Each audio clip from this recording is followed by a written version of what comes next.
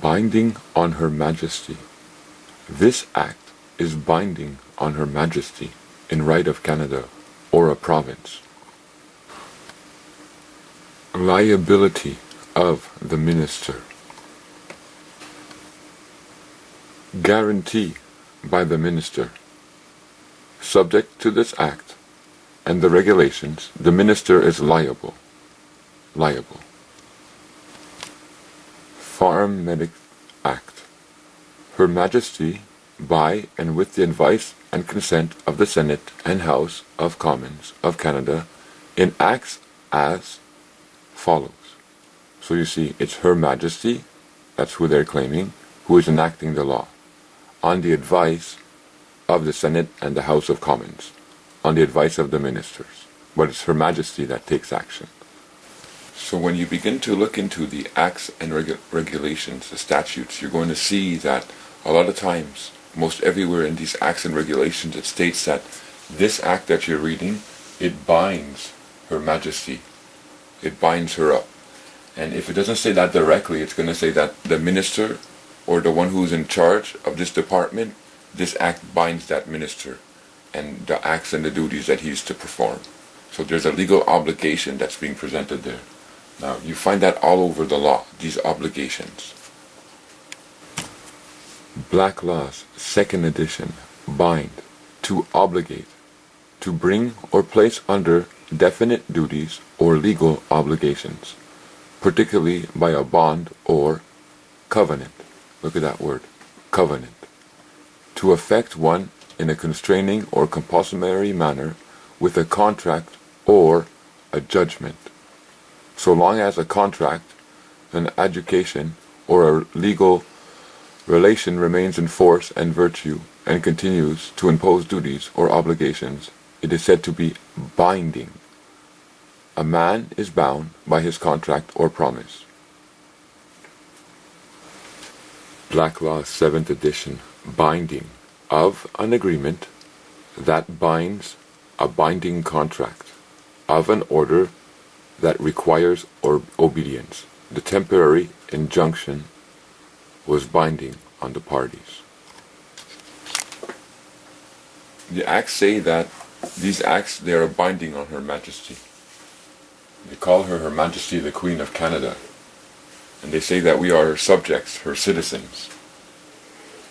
And then they use these laws against us to try and control us or cause us financial damage. But in those laws, when you start to look at them from not from the point of view of a legal person, but from the point of view as a man or a woman, then you're going to see that they are also obligated to you. Because there's another role that you can fulfill. And that role offers you more freedoms and more rights than what you have been entitled to up till now in life. Here in Canada, we have ministers, and we have government departments, and we have agents that work in these departments. Now, all three of these, they all work for the Crown, in law, for the Crown. And the Crown works for Her Majesty. Now, we know that Her Majesty is an incorporated fiction being who's not really alive anymore. For when they incorporated Canada, the one who was Her Majesty at the time is dead already. It's not a living being. It's just a symbology. However, the hierarchy, the power structure, does reside within the monarchy. And the symbol or the figurehead of the monarchy is indeed the Queen. And they call her Her Majesty, the Queen of Canada. Now, through her representatives, the ministers, the departments, and the agents, she's under obligation. They're under obligation to fulfill your human rights. Those rights that you have been learning about here on YouTube, and hopefully on my channel, and let me encourage you, hopefully on the DVD series, and they're supposed to be filling those. They are under obligation by law to be fulfilling your human rights. However, what they do is they strip you of your human rights. By considering you a legal person in law, the obligations that they have to fulfill your rights, they remove from you. And then they return to you certain rights and freedoms. And those certain rights and freedoms are watched over by the ministers, the departments, and the agents. And they all act in a position of authority over you because they act with you as a legal person. However, you still are a man and a woman, regardless of what they are doing to you, and you still have all your rights and all your freedoms available to you. And in the acts it says that these acts and these laws, they bind Her Majesty. They bind her up, having to follow them. And if they bind her up, then they bind the crown up. And if they bind the crown up, then they bind the crown servants up. And specifically when you look in black laws, you saw that they used that word when they spoke about binding and contracts and obligations. They said the word covenant. And now when you look to the social, economic, and cultural rights, they call this a covenant. And Canada has signed upon it. So that covenant, Canada, through Her Majesty, is obligated to fulfill it. But they don't.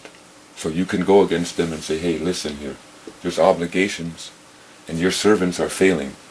That's why I'm coming to you now and seeking relief in Crown. There are rights and freedoms that are available to you, the man and woman. There are human rights that are available here in Canada.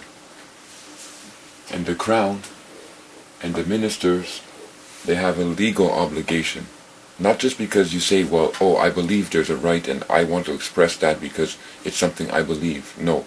These are rights that they've signed to that have produced a legal obligation upon Canada and a legal obligation upon the Queen or upon Her Majesty and her representatives, to you personally and to me personally.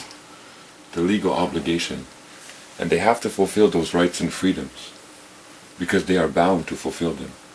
Now some people will say, oh, I can't have that happen and that's not going to work and this and this and that. Well, I'll return this back to you and say you're just being a naysayer because you've never went after your human rights here in Canada. You've never even known how to do it. Before I've come here on YouTube and helped you to understand what's going on. And I'm not saying that in an issue of pride, but I'm saying don't be a naysayer. Listen up and understand that these ministers who are supposed to fulfill your rights and are supposed to fulfill the obligations of these covenants are not doing so. They're stripping you of your rights and you're none the wiser. Now when you become the wiser, you can go and say, hey, there's a problem here. Canada, Her Majesty, all your representatives, the Crown, you're all under obligation to me personally. I don't care about McDonald's, I don't care about the banks, I don't care about anybody, but to me personally, I have intrinsic human rights that were granted to me, that you signed upon the covenants and said I could have them here in Canada. You've removed those rights from me, and you've given me limited rights and freedoms. Now I'm here to claim what is naturally and physically mine. That's why when you start to process all this and you start understanding what's going on here in Canada, and you begin to say, oh, I desire to go after my intrinsic rights now because I realize what's happened and I realize why I've been held in bondage, why I've been controlled, why I've been suffering. Because if I could have had my intrinsic rights fulfilled from a young child up until now, then it would have been a different situation in all of our lives. But nevertheless, when you realize what's going on, you begin to want to seek relief from all this. You'll realize it's Her Majesty directly that you're going through. In the Crown Liabilities and Proceedings Act, when you start your process, when you start your proceeding, your motion, it's Her Majesty that is mentioned. No other statement of claim will be accepted, because what you're doing is going after Her Majesty for not fulfilling those covenants that have granted you those rights. And you must go against Her Majesty. And she is the figurehead here in Canada. We know that the ministers, the departments, the government, they're in operation, and they're the ones who are actually taking care of business, but in law, in the structure of it, she's the figurehead. That's why she's on our money. That's why her pictures are all over the Parliament buildings. That's why Canadians actually, some of them worship her, because they think that she is the Queen of Canada. But when you go after your relief, you're going to realize that your motion is to Her Majesty. And you're seeking relief that her agents, her ministers, these departments, such as welfare and medical aid and the hospitals and all of these systems, unemployment insurance and CSST insurance and worker compensation insurance, that they're not providing for your human needs, your human rights, your intrinsic rights. They're giving you limited resources, limited funds, while the government is spending in an abundance, more than an abundance. They're stripping you of your rights through these systems. So you go and you say, it's time now for me to have relief. It's time now for me not to be in poverty anymore. It's time now for me not have security in my life. Because this is part of what life is granted. If any of us think about it, life wasn't meant to be full of trials and tribulations and burdens. They're only this way because we're constantly operating in a commercial system that is constantly making demands upon us. Because none of us knew that there's any other way. None of us understand that there's another way to be in existence here in life. And then when we begin to understand, it's hard to accept. Because how we've been taught obligations is different than what the law teaches obligations. The government is quick to say that you're obligated to pay tax, you're obligated to pay insurance, you're obligated to pay this and that. Yet when you want to flip the cards around and say, well, hey, don't you have some obligations here too? Towards me, the human, towards me, the man and the woman?